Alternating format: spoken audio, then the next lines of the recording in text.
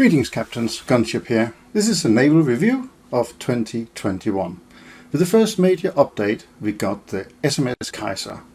It had more guns that you were able to put at the target at the same time. It was also told that it had really good armor. That was not quite the case. You will probably recall that in the very start it very easily got armor racked, but it has improved since then. Now we also got the opportunity to put decorations on our ships. How exciting! The damage model was updated so that Frisia, Jaguar and so on can't kill destroyers. If you have enough golden eagles, then the Russian had a great little frigate as well. 4.0, lots of armaments on it, can't go wrong, and it looks cool too. The Japanese got an Issue class frigate. Very nice. Not quite as nice as the Russians, but at 3.7 I guess we can't complain too much. At least you got a rocket launcher as well.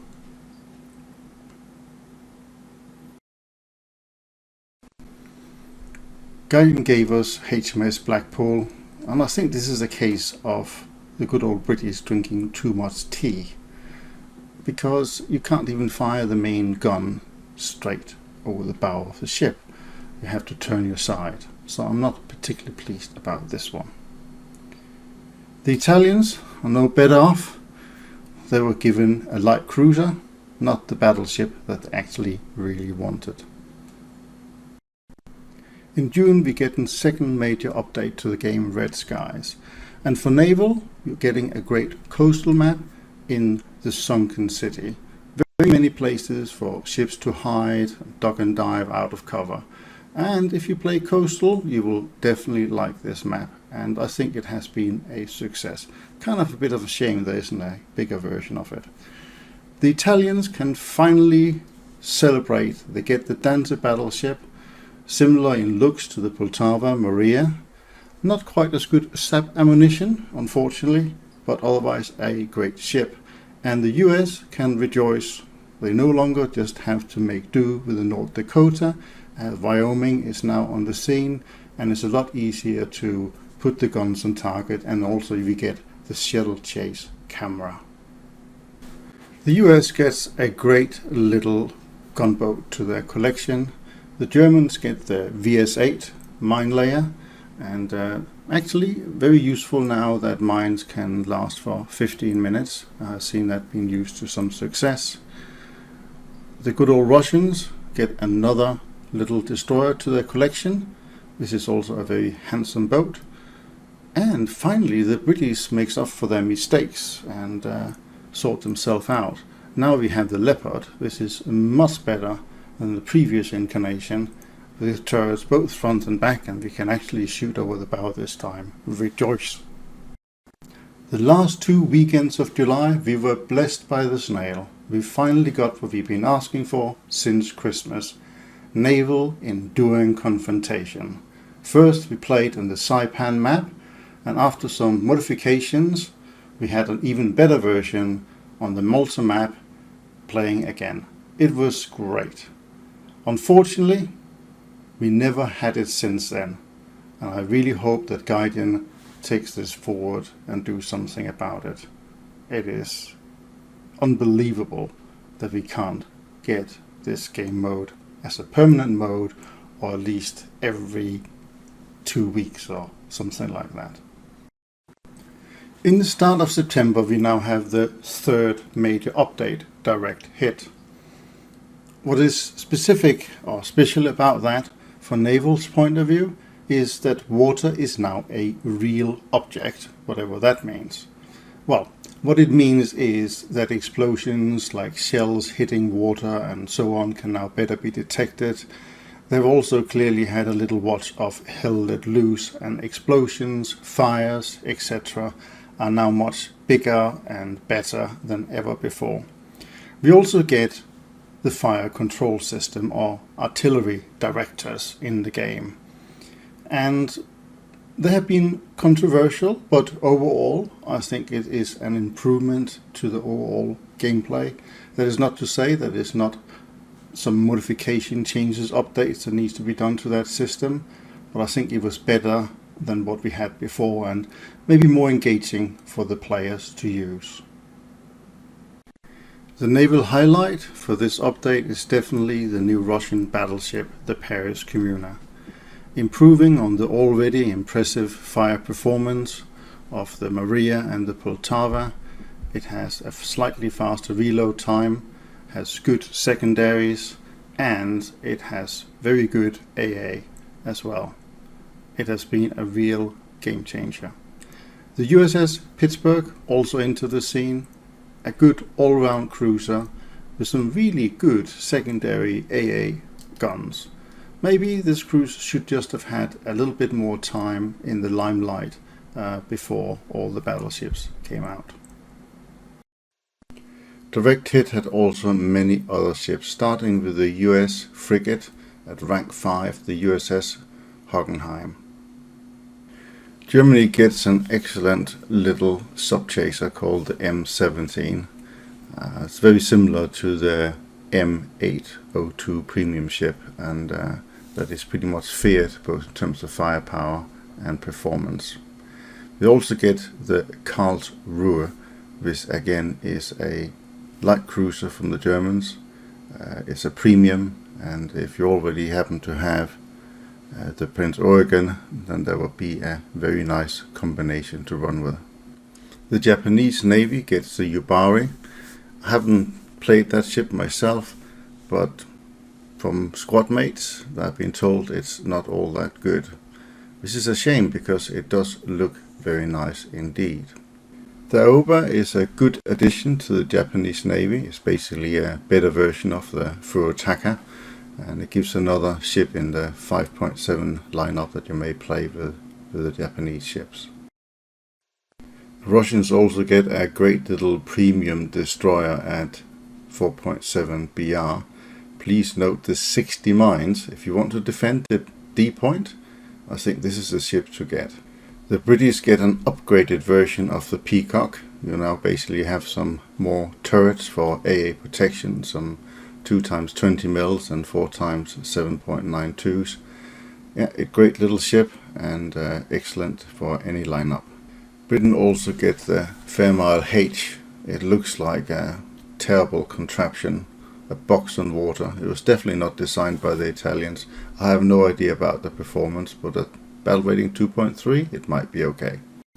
HMS Norfolk is a nice addition in the 5.7 British lineup. Sits somewhere between the York and the London. HMS Verdun replaces HMS Montgomery as a starter premium destroyer. The Italian Navy gets bolstered with a 3.3 subchaser. I think it probably is a little bit subpar to the Germans just because it only has one main gun. They also get a 4.3 destroyer in the Leono. Don't know how much you would use it, especially if you have things like the Frisia and the Sieta, that is roughly 4.7. Oh my good grief, Guardian finally took notice and increased the battle rating for battleships. Wow, it happened, guys. In the middle of September, who would have thought it? But all for the better.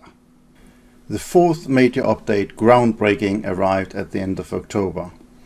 It had a great addition for the British fleet. The HMS Marlborough entered the scene with great guns, 88 kilograms of TNT in the high explosive shell, a really good overall battleship and worthy of being the top dog on the British tree. USS Mitchell also entered the scene, a good little American destroyer, and we got a new map, again just for the boats, but it's nice and nice to play if you're in the coastal maps. The US got the Thunderbolt PT 556 boat. It's at 3.0, and so if you don't actually have the 811 or the 810, I think this would be a good way of getting up the American tech tree. Every nation clearly needs a 3.3 subchaser, so here's the Russians' hit on that. But with the 2x25mm guns, I think it'll be reasonably good. Italy gets another gold 4.3 ship. Great if you're into getting a lineup for that. The last major update of the year, Winged Lions, was a great addition for the naval community. Not only got we these launchable seaplanes, which I think that has such great potential for naval at a later stage, not necessarily carriers, but for all kind of other permutations. And of course we got the Scharnhorst, a fantastic ship, a real brawler, and actually a super torpedo boat. I think if you haven't looked at it yet, then look up my review of the Scharnhorst and you'll be surprised what this ship can do. It's a real beauty, and I'm really pleased that they put it into the game. The premium USS Wilkinson got added and is a great add-on if you are playing with the Mitcher in the same lineup as 4.3. Fortunately it's only at rank 2, but it's a good little ship and quite enjoyable to play, so test it out if you've got the opportunity. The Germans got the Flüssig at 2.7 gunboat. Not the best, not the worst, but you know what? They got the Scharnhorst, so I wouldn't complain.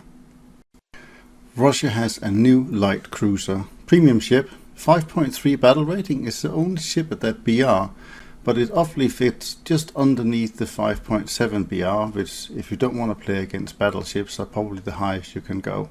So a good addition to the Russian lineup. Japan got a modern destroyer at a low BR. It has mortars rather than the more traditional torpedoes. I think it's a good ship from what I heard, and the only downside is perhaps it's set at rank 2.